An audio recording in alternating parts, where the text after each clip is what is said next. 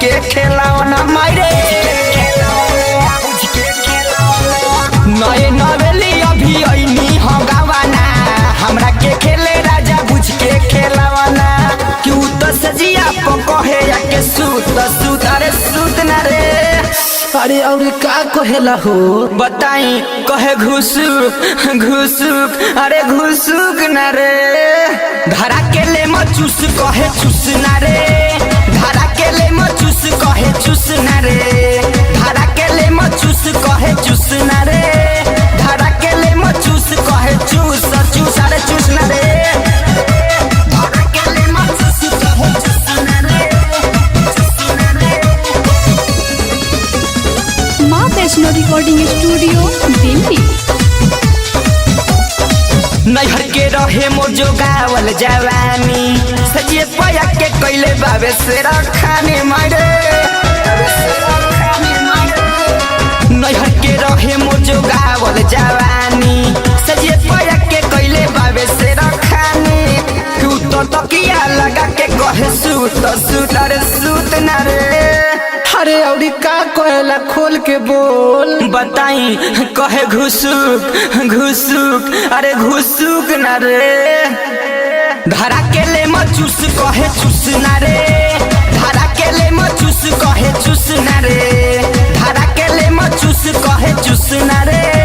धरा के ले मचूस कहे चूस चूस अरे चूस ना रे धरा के ले मचूस कहे चूस ना रे माँ वैष्णो रिकॉर्डिंग स्टूडियो दिल्ली।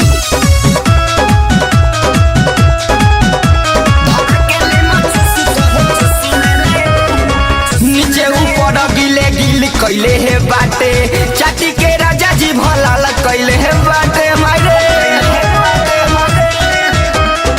नीचे ऊपर गिले गिल कैले बाटे चाटी के राजा जी भला कैले है बाटे तो जादो सोनी कहता वे सूत सूत रे सूत ना रे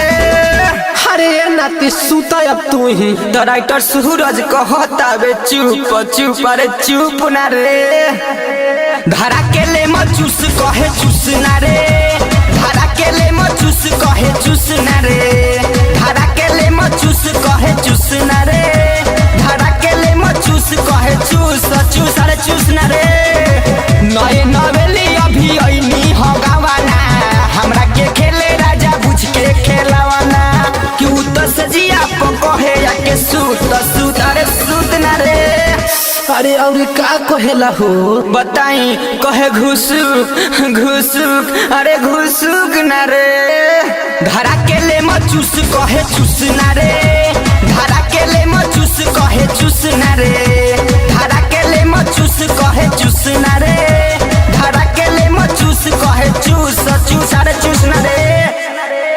आरसीएम म्यूजिक न्यू ऐप अभी डाउनलोड कीजिए हमारे गूगल प्ले स्टोर से और पाए भोजपुरी लोकगीतों का एक से बढ़कर एक ऑडियो वीडियो सॉन्ग बिल्कुल मुफ्त।